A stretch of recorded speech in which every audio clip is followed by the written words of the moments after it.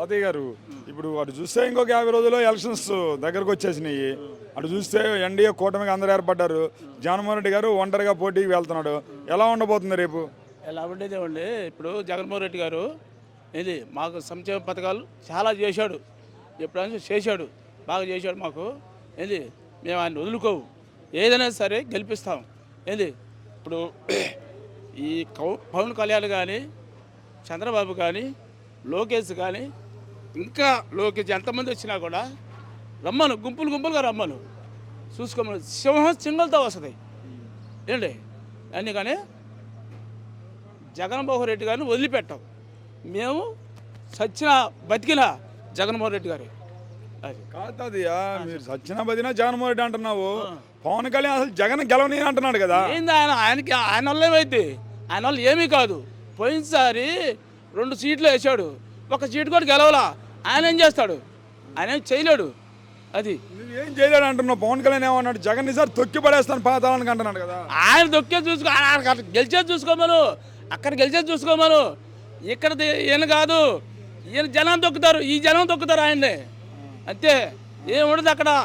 పవన్ కళ్యాణ్కి ఏం ఉండదాడ. అది మరి జగన్ కుర్చీ మడత పెట్టేస్తానని నారా లోకేష్ మడత పెట్టుకొని పోతారు రేపు పొద్దుల. ఇప్పుడు మాది వచ్చిందనుకో, జగన్మోహన్ రెడ్డి గారు వచ్చిందనుకో, మడత పెట్టుకొని పోవడం ఖాయం. ఆయన అన్నది కరెక్టే, మడత పెట్టుకొని పోతామని. అది మరి ఇప్పుడు ఏదైతే ఉందో, ఇప్పుడు తెలుగుదేశం పార్టీకి ఓట్లు అయిపోతే మీ భర్తలు అన్నం పెట్టొద్దు, ఇంట్లో రానియొద్దు అన్నాడు చంద్రబాబు నాయుడు. మరి ఇంకా లింకులు పెట్టి తగాదు పెడతారు కదా. ఇదేనా కుట్ర వ్యవహారం? పెళ్ళానికి మొగుడికి తగాదు పెట్టడం వ్యవహారం.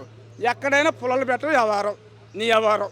అంతేగా, ఎవరు నమ్మే పరిస్థితి లేరు ఎక్కడైనా సరే.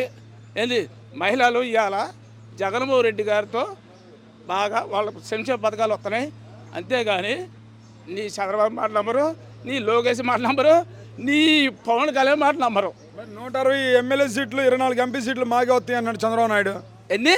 160 ఎమ్మెల్యే సీట్లను 24 ఎంపీ సీట్లు వస్తాయంట. ఏమీ కాదండి, మాకు వస్తాయి 120, 130 వస్తాయి.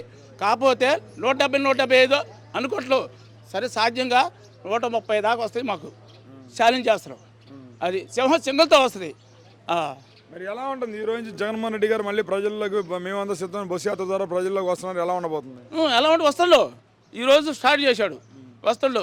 ఇరుకులపాయల నుంచి స్టార్ట్ చేసాడు. ఇవాళ పొద్దుటూరులో సభ, బహిరంగ సభ మామూలుగా ఉండదు. అక్కడి నుంచి ఇక్కడ ఇటు వస్తాడు, మామూలు ఉండదా బహిరంగ సభ మామూలుగా. మా జగన్ అంటే పులి వింతల పులి బిడ్డ. అది ఇంకా ఇంకో మాట, కూరపాడు నియోజకవర్గం, క్రోసూరు మండలం, అందుకూరు గ్రామం నాది. అది